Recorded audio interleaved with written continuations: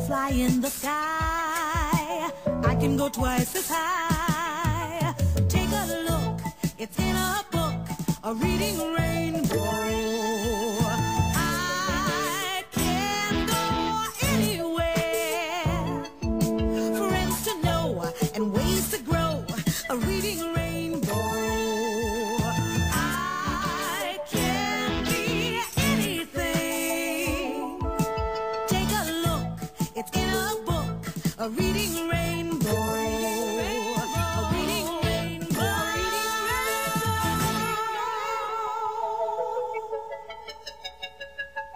Rainbow, green rainbow. Yay! Hello, Jordan. How are you today? Hey, Mr. Novel. Hello. Hey. Hello. Jordan. So, today I'm going to read my favorite book, Animal Farm. Animal Farm! Ooh. Yeah. Scary. The story's about animals that are like Russian Soviet terrorists, almost, and they take over the country, and that's really dumb. Hope you enjoy this book, children. I'm sure you enjoy you, children. Let's begin.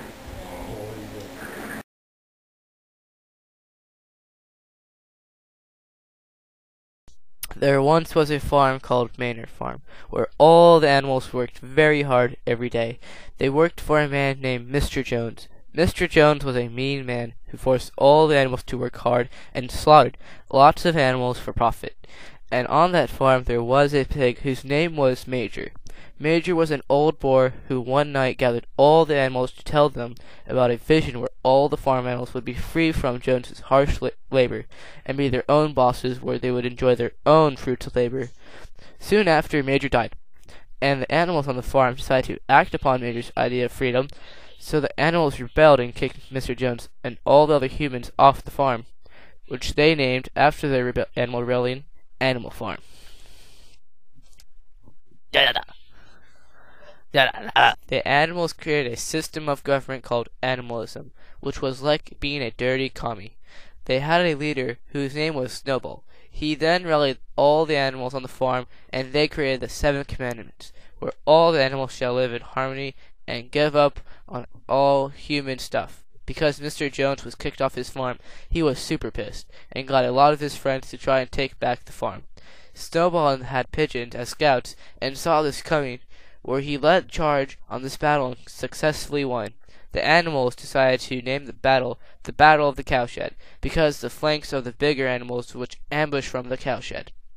Soon after, it was decided that by all the animals that the pigs would be in charge, because they could read, write, and manipulate the best. So as Animal Farm progressed, there was a debate between the 2 smartest pigs, Snowball and Napoleon. Snowball suggested an idea to create a windmill to generate power, but Napoleon would always go against him and say, "No." During the debate, Napoleon made a big squeal, and dogs came chasing after Snowball and chased him off the farm. Napoleon then took control and told the animals that he is now the leader. During Napoleon's reign, he decided that there should be a windmill after all, but the problem was that the animals had no idea how they could finance the windmill, until Napoleon went a little extreme and got a human named Mr. Whymper. Mr. Whymper was a liaison for the animals to trade with other farms. This went against the animalism principle of coexistence with humans. Conditions on the farm got worse when Napoleon went extreme, using the fear of Mr. Jones returning as a tool to get the animals to agree with him. But Mr. Jones gave up and moved to another part of the country. While the windmill was nearly complete, the animals woke up one day to see that the windmill was destroyed. Napoleon blamed that it was Snowball who did this, because Snowball is the root to all problems. He then said to the animals that Snowball comes out at night and creates mischief. Mischief, children, mischief! As life progressed for the animals, Napoleon said that the song Beast of England is banned because the rebellion is over. He then states that a new song shall be sang on Sundays rather than Beast of England.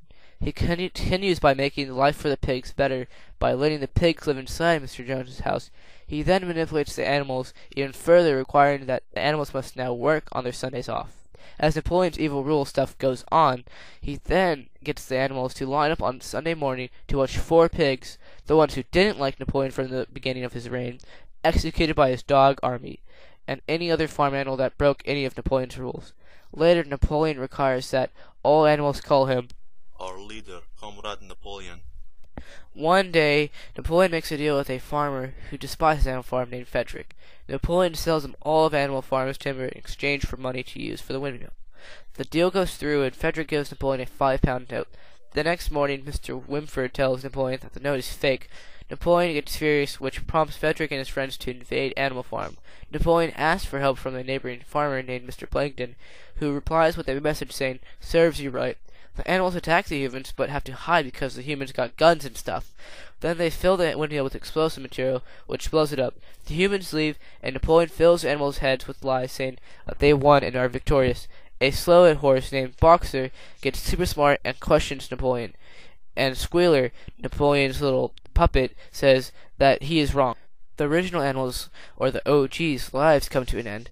The pigs pretty much are awesome, while the other animals have to suffer and stuff. Then some weird stuff happens where the pigs act like humans, but they're not really humans because they're just sitting upright when they're playing a poker game with the other farmers that are human. Then the animals act like even bigger morons when they probably die or something. Then the end of the story sucks because there's no Ronald Reagan with F-22 Raptors owning communist Russia and stuff.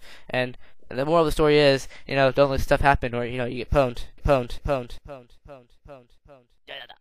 I taste just like candy.